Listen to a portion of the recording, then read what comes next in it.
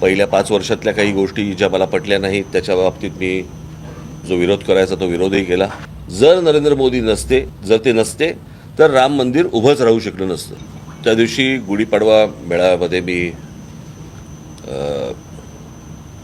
जे सांगितलं माझ्या पक्षातल्या सर्व पदाधिकाऱ्यांना आणि माझ्या महाराष्ट्र सैनिकांना की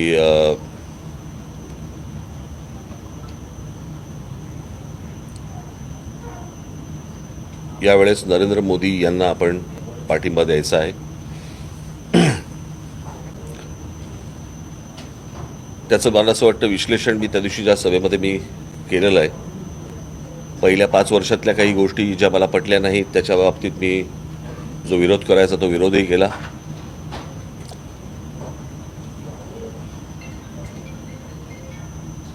अनेक वेळा सांगतात लोक की राज ठाकरेंनी भूमिका बदलली. प्रश्न 2014च्या अगोदरची भूमिका ही निवडून आल्यानंतर सत्तेत आल्यानंतर जर तिकडे भूमिका बदलू शकते तर मला असं वाटतं की मला भूमिका बदलणं आवश्यक होतं.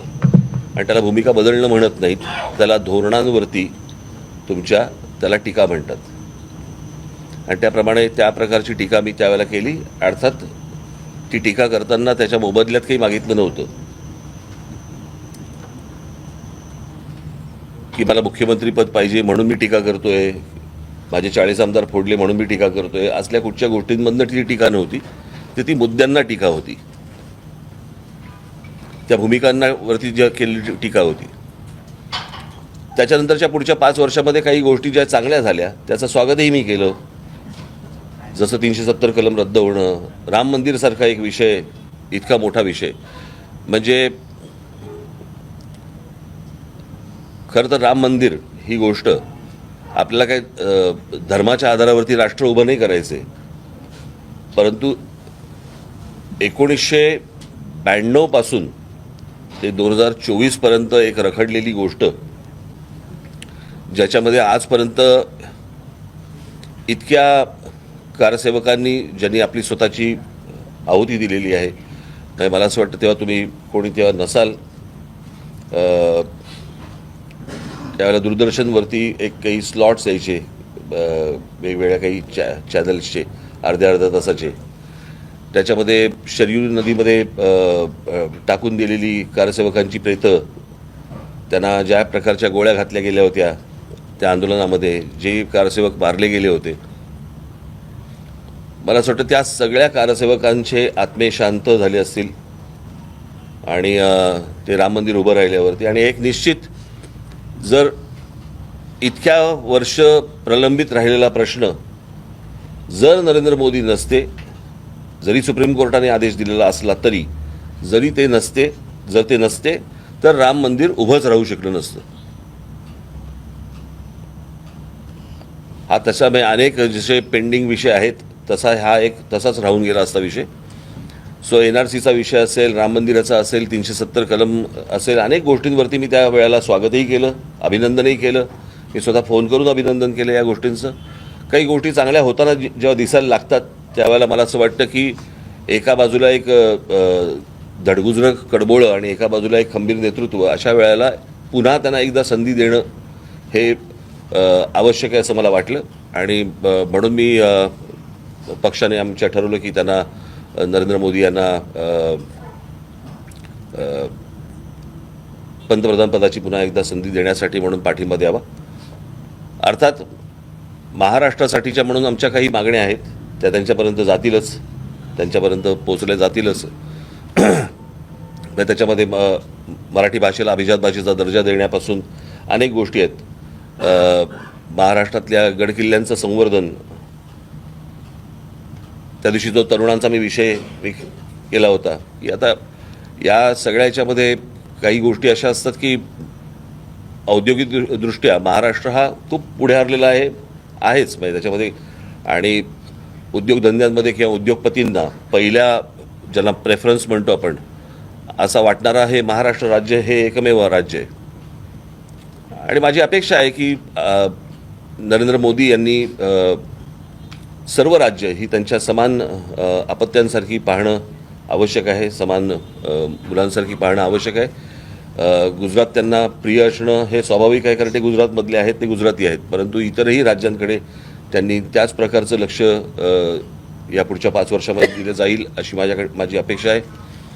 आणि पुढे कशा प्रकारे त्यांची पावलं पडत आहेत, मला असं वाटतं हेही पाहणं तितकंच आवश्यक आहे आणि गरजेचं आहे.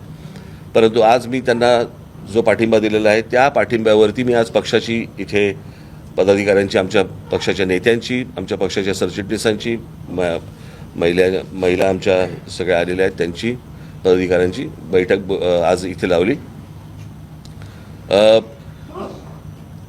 भारतीय जनता पक्ष, शिवसेना आणि राष्ट्रवादी काँग्रेस या 3 पक्षातल्या लोकांनी, 3 पक्षातल्या उमेदवारांनी किंवा त्यांच्या लोकांनी आमच्या कोणत्या लोकांशी संपर्क साधायचा आहे, कोणाशी बोलायचं आहे आणि पुढे कशा प्रकारे जायचं आहे या प्रकारची यादी 1-2 दिवसामध्ये आमच्याकडनं तयार होईल. त्याप्रमाणे ती त्यांच्यापर्यंत जाईल.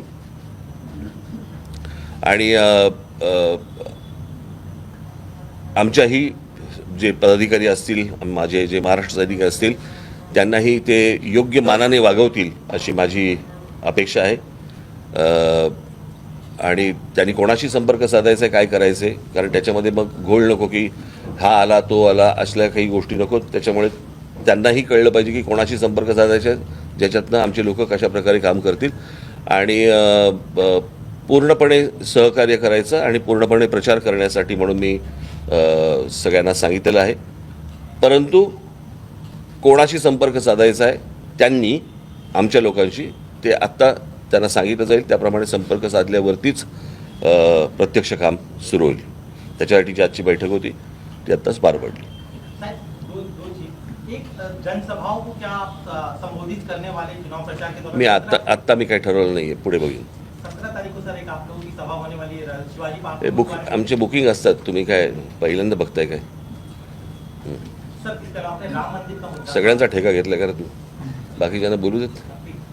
सर तुम्ही जसं तुमच्या पदाधिकाऱ्यांना सूचना दिलेल्या आहेत की सर्व परीनं सहकार्य करायचं, तुम्ही त्यांचा प्रचार करायचा महायुतीचा. महायुतीकडनं तुम्हाला प्रचाराचं निमंत्रण आलं अनेक उमेदवारांकडनं, तर तुमची भूमिका काय असेल? प्रचार करायला जाणार का? येऊ देत. सकारात्मक असाल का त्याबाबत? सकारात्मक निश्चित असेल, परंतु अजून मी ठरवलं नाही कुठे घ्यायचं आणि काय घ्यायचं त्या. पुढे बघू, माझी चर्चा झाल्यावरती मी सांगेन. उभाटा सेनाकडून आरोप करण्यात आलेला आहे की आपल्याची कदाचित कुठली काही फाईल उघडली असणार म्हणून आपण आपली भूमिका बदलली. मी आत्ताच माझ्या पदाधिकाऱ्यांना सांगितलं काय असतं, कावेळी झालेले असते ना त्यांना जग पिवळं दिसतं. त्याच्यामुळे त्यांचे ते आत्ताच आतून बाहेर आलेले आहेत, त्याच्यामुळे त्यांचा तसा विचार असू शकतो. सर तुमच्या पदाधिकाऱ्यांसोबत ज्या दिवशी तुम्ही भूमिका घेतली, एक उत्तम वक्ते म्हणून संपूर्ण देशात तुमच्याकडे बघितलं जातं आणि तुम्ही महायुतीला पाठिंबा दिल्यानंतर अनेक महायुतीच्या उमेदवाराला हायचं वाटलं असेल, ह्या वक्त्याने आपला प्रचार केला तर आपल्याला आपल्या पत्रात अधिकची मतं पडतील. तुमच्या काही पदाधिकाऱ्यांना तसं काही कोणाकडनं आलंय की त्या तुम्हाला जळ घाला तुमच्या सभेची म्हणून? नाही, असं काय सांगितलं. बारामती में आपकी तस्वीर जो अजीत पवार की पार्टी की तरफ से हो रहा, आपकी तस्वीर का इस्तेमाल किया जा रहा है, क्या आप लोग से सर इजाजत दी गई है और आप भी क्या बारामती जाएंगे प्रचार के लिए? चुनाव प्रचार परत आपण तेच बोलतो ना, तेच बोलतो ना आपण.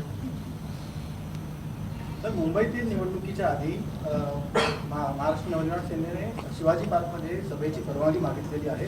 तर ती एकत्रित सभा असेल, मनसे महायुतीचे नेते नरेंद्र मोदी कसं असेल? दर निवडणुकीला अशा प्रकारची तारीख बुक केली जाते. सभा होईल नाही होईल हे आत्ता काही सांगता येत नाही, परंतु एक बुकिंग नावाची एक गोष्ट असते, ती दरवेळेला केली जाते. ते काय 5 वर्षाची गॅप पडल्यामुळे तुम्ही सगळं विसरलेलं आहात. परवाच्या निर्णयानंतर काही पदाधिकारी नाराज झाले, राजीनामे देणं सुरू झाले होते, त्यांच्याशी संवाद साधण्याचा किंवा साधणारा कोण पदाधिकारी?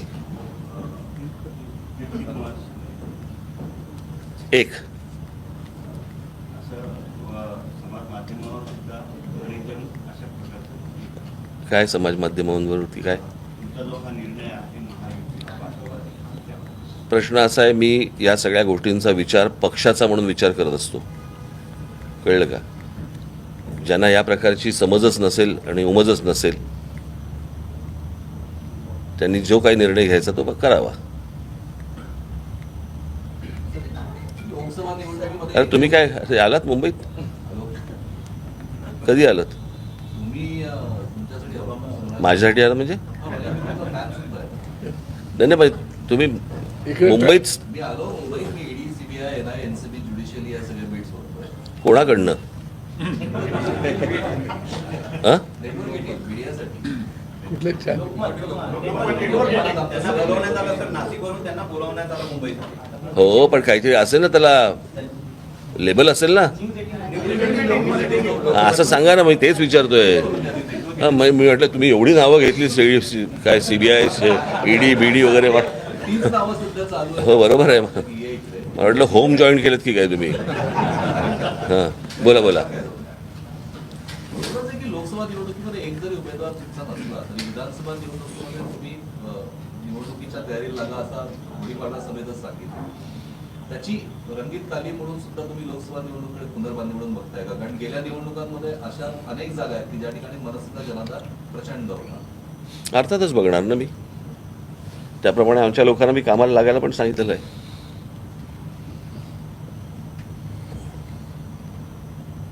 सर, आचारसंहिता वाले जे आहेत त्यांच्यावरती तुम्ही त्या दिवशी टीका केली.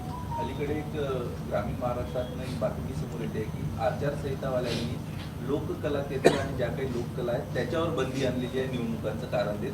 उन्हाळ्याचा काळ असतो, अनेक ठिकाणी. मी तुम्हाला एक गोष्ट सांगू का? जे कोणी बंदी आणतात त्यांना फक्त विचारा आचारसंहितेच्या पुस्तकात कुठे लिहिलेलं आहे. ज्यांना ज्यांना आचारसंहिता म्हणून जिथे जिथे त्रास दिला जातोय तिथे फक्त त्यांना विचारायला सांगा, जे कोणी अधिकारी येतील त्यांना, हे कुठे लिहिलेलं आहे. मला आचारसंहिता जी माहिती आहे त्याप्रमाणे मी या उमेदवाराला या निशाणीवरती तुम्ही बटण दाबून निवडून द्या हे जोपर्यंत मी बोलत नाही तोपर्यंत ते कुठच्याही आचारसंहितेच्या खाली येत नाही. कारण अलीकडे लोककला जी आहे ती लोप पावत चालली आहे. नाही, पण लोककलेचा त्याचा काही संबंध नाही आहे. पण त्या लोककलेमधनं जर समजा पक्षाचा प्रचार करणार असतील तर तो विचार करण्यासारखी गोष्ट आहे. कळलं का? तुम्ही लोककलेच्या नावाखाली जर समजा प्रचार होणार असेल तर ते मला नाही वाटत आचारसंहितावाले मान्य करतील, किंवा त्यांना त्या खर्चामध्ये टाकायला सांगा.